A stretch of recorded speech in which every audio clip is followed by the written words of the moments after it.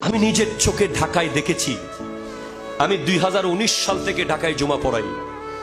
আমি দেখেছি যে মানুষ কিভাবে নিষ্ঠুর হতে পারে, বাপ কিভাবে সন্তানকে ফেলে দিতে পারে, সন্তান কিভাবে বাপকে রেখে যেতে পারে। আমি দেখেছি রে ভাই।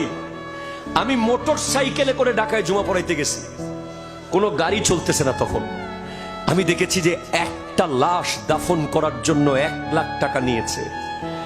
এমন সংগঠন আমি চিনি, একটা লাশ দাফন করার জন্য 5 লাখ টাকা নিয়েছে।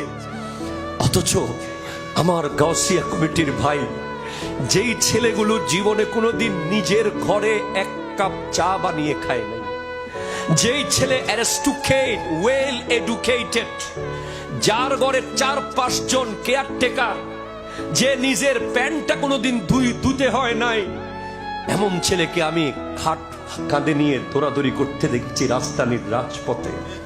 এমন ছেলেকে আমি রাতের 2টা বাজে মানুষের লাশ দাফন কাফন করতে দেখেছি। হ্যাঁ, তখন আমি বুঝেছি এরাই তো আমার আসল আপনজন। আমার ছেলে হয়তো লন্ডন থাকতে পারে যখন আমি মারা যাব, আমার মেয়ে হয়তো শ্বশুর বাড়ি থাকতে পারে যখন আমি মারা যাব। আমি জীবিত অবস্থায় আমার বহু বন্ধু থাকবে, এক একজনের এক এক স্বার্থ থাকতে পারে। আপনি জীবিত যখন আছেন, আপনার পিছে কত মানুষ থাকবে, সবাই নিঃস্বার্থ নাও হতে পারে।